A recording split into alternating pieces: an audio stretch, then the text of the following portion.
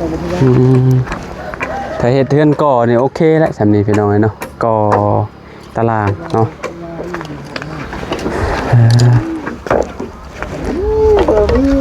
พากันประกอบเนาะบ่มีแท้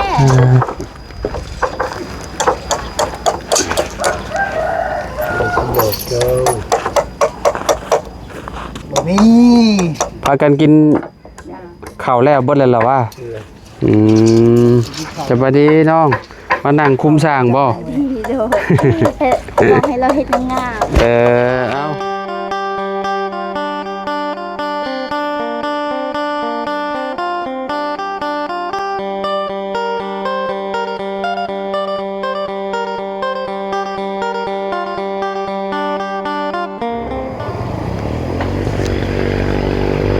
เอาสบายดีและสวัสดีเด้อพี่น้องเนาะ FC เบิร์สสุขูสู่คนมาว่าสิอยู่ในและกระต่างประเทศพ่อแม่พี่น้องเราพบมาพอกันเนาะกับเฮาคือเก่าคือเดิมเนาะเพิ่มเติมคือมาอัปเดตเนาะบ้านน้องเลี้ยงให้เบิ่งนำกันเนาะหลังจากที่พากันยกเสาขึ้นยามเช้าๆพี่น้องเนาะตอนนี้ชาเพิ่นกำลังประกอบอยู่พี่น้องเนาะมื้อนี้นะคือสิประกอบเนาะยังสิได้แก้อันนี้อยู่พี่น้อยเนาะแก้ตีนเสาพี่น้อยเนาะเพราะว่ามันสูงพี่น้อยเนาะทางบ้านน้องเลี้ยงฝั่งนี้เนาะสูงประมาณ2เมตรปลายพี่น้องแต่ว่าข้างนี่นะ2เมตรประมาณ2เมตร10เนาะอยู่ฝั่งนี้นะต้นเสาเนาะดินมันบ่อันนั้นพี่น้อยเนาะดินมันบ่เสมอกันเนาะเพราะว่าข้างนี้นี่ได้อยู่2เมตร10บ่ซั่นเนาะ2เมตร10กว่าๆเลยแหละแต่ว่ามาทางด้านเฮือนประตูนี่คือแบบมันขึ้นประมาณ2เมตร2เมตรเท่าไหร่บุ2เมตร20กว่าพอบ่จักเนาะหรือว่า30พอบ่จักเนาะพี่น้องเอ้ยค่อนข้างสิสูงอยู่หลายคนเพิ่นก็คอมเมนต์มาว่าให้เอาดินเข้าถมบ่ซั่นเนาะดินเข้าถมไว้ก็โอเคอยู่พี่น้องดินเข้าถมก็ได้เนาะแต่ว่าก็อยากให้ฟังนะฟังเสาก่อนเนาะฟังตีนมันนะพี่น้องเนาะฟังประมาณ30ซะเนาะขุดลง30หรือ40ให้มันเหลืออยู่2เมตรนะบ่ต้องหลายนะพี่น้อง2เมตร10นี่ก็ถือว่าโอเคแล้วเนาะเพื่อเฮาเทพื้นอีกเนาะขุดตีนเสาลงพี่น้องเอ้ยโอ้ขึ้นไปอยู่เทิงนี่คักแล้วแบบชื่อสิอันนั้นดีพี่น้องวิวดีเห็นนะเพื่อนน้องเลี้ยงนี่ถือว่าสุดยอดแล้วเนาะแนมไปสิเห็นภูเลยฝั่งนั้นเนาะเป็นบ้านคนอยู่พุ่นบ้านกระดับมันกระดับในเนาะมาเบิ่งทำการพี่น้อยเนาะมันพอดีโอ้งามขนาดเลยปีนี้คือสิได้หัวดีอยู่คิดว่าเขียวดีเลยนี่เพิ่นใส่ปุ๋ยบ่หรือแนวใดเนาะมาหาบอลลงก่อนพี่น้อยเนาะ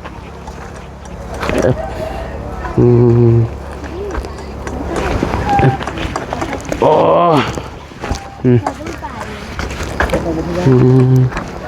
ถ้าเฮ็ดเทือนก่อนี่โอเคแล้วสำนี้พี่น้องเนาะก่อตารางเนาะ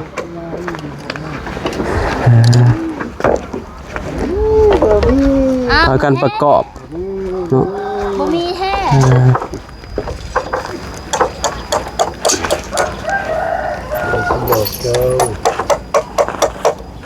บ่มีพากันกินข้าวแล้วเบิดแล้วเหรอวะสวัสดีน้องมานั่งคุมสร้างบ่โดยบอกให้เราเฮ็ดงามเอาบอกให้เพิ่นเฮ็ดงามๆโดยบอกเอาล่ะอยากได้งามกับบอกเพิ่นแหละบอกแล้วเนาะไปอยู่โฮมพวกเฮาเนาะสร้างเพิ่นอันนี้นั่งตากแดดเด้อนั่งตากแดดรถสร้างแนวมาแล้วเนาะเป็นสร้างแนมมาแต่ลุ่มนะพี่น้อยคักก็เลยเฮือนน้องเรียกนะแบบต้นเสามันก็ได้นะต้นเสามันใหญ่นะเนาะ ต้นเสามันโอเคนะพวก โอ้ ดำเบิดเลยพี่น้อยเนาะมีแต่ต้นใหญ่ๆพี่น้อยเนาะนี่เนาะโอ้ยหาบ่อนนั่งยากละบาดนี่เนาะนั่งจะดีเด้พี่น้อง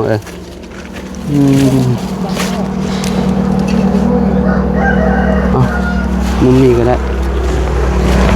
เป็นอะไรอาหารพอให้คนกินอยู่ป่ะ พ่อ ดีแล้วเนาะ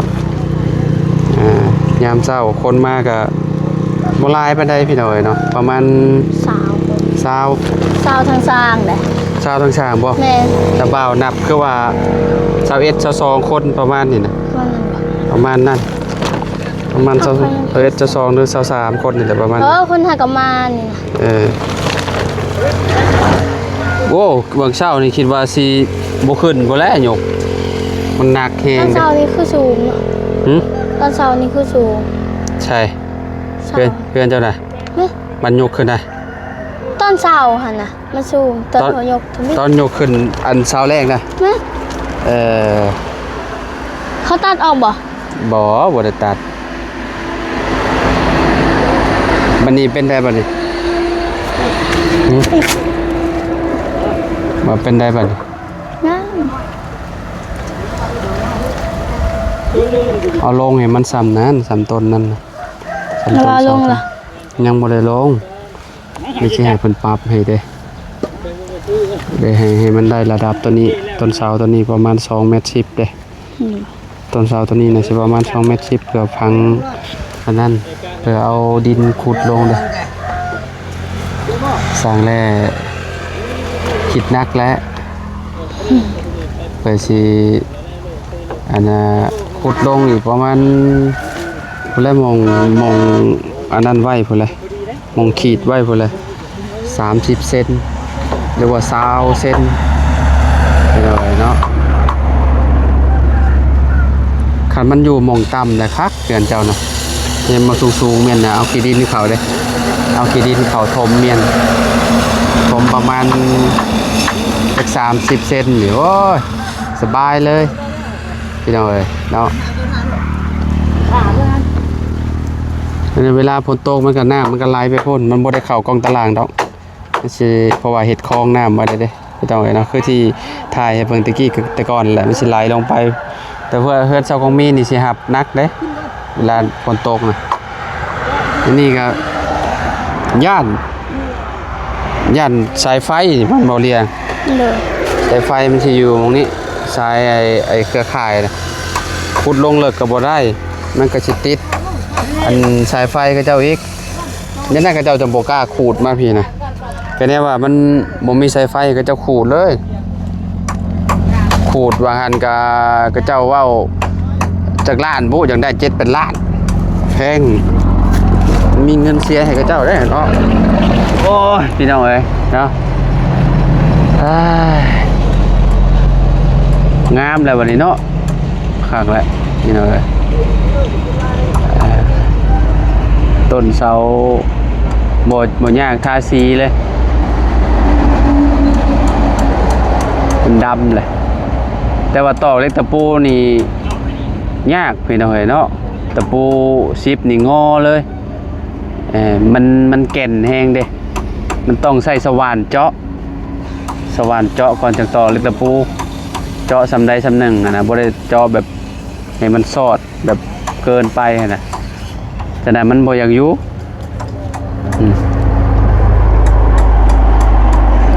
พ่อเจ้าอยู่ใช้ฉันเนี่ย อยู่ตารางเหือน อยู่เฮือนบ่บ่ เลย ก็บ่ฮู้ว่าเพิ่นประกอบดีแล้วเพิ่นสิอันนี้บ่สิแปลงเสาบ่หรือว่าจังได๋ก็ ยันเพิ่นบ่แปลงบ่ ฮะ คิดว่าเพิ่นบ่แปลงบ่ แม่นก็ ยันเพิ่นบ่แปลงดอก มื้อนี้นะบ่แน่เบิ่งก่อนบ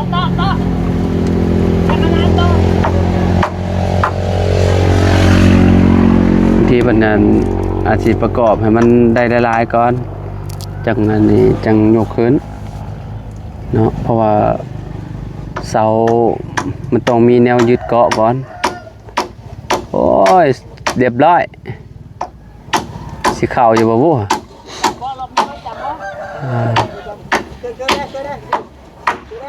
อ่า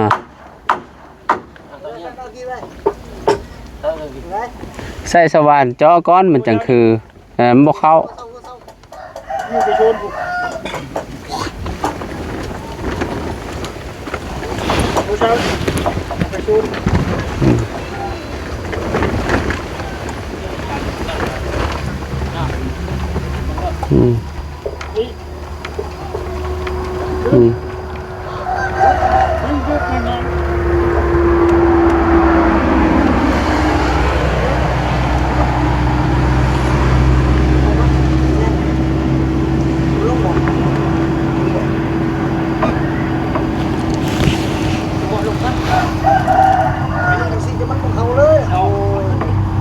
เฮ็ดคือว่าเงินแล้วเอากลางก่อน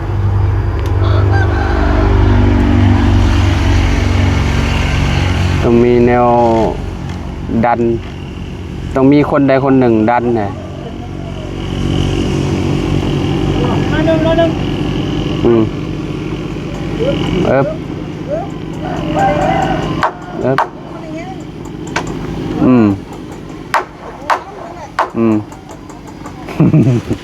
โอ้ยเนาะเอ้ยเนาะ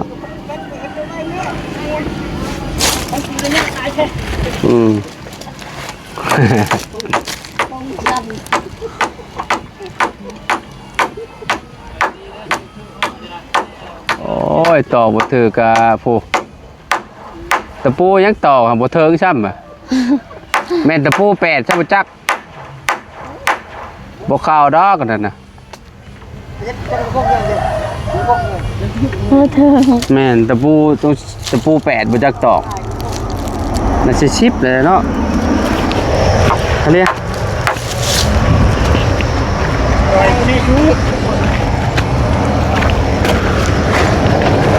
ตะปูก็อ่อนแห้งกันเลย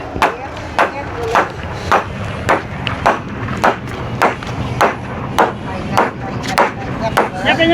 ตะปูลุกได้เขาคนตีลุกเดิมได้มันได้นะจังเลยเราเก็บได้ดูต้องเอาดอกให้อ่อนแอ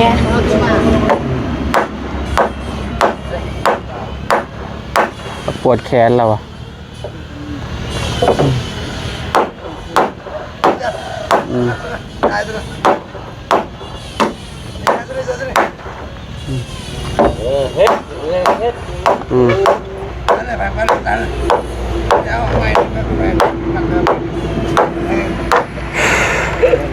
โอเคไปจ้ะตรงนี้ไป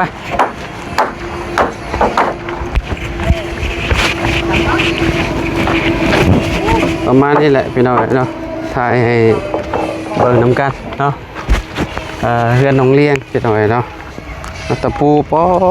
ตงอขนาดนี้บดทนแห้งนี่ตะปูเนาะ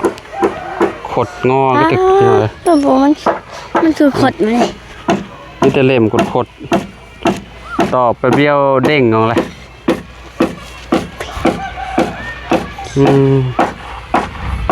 ไป เดี๋ยว มีแต่ตรงงอเอาพี่น้องเนาะอยู่ดีไม่แห้งบรรสุขุสุขคนพอๆกันคลิปไหนพี่น้องเนาะสำหรับคลิปนี้เนาะเอากับน้องเรียนขอโตก่อนเนาะไปสบายดีเรียนไปพี่น้องเนาะ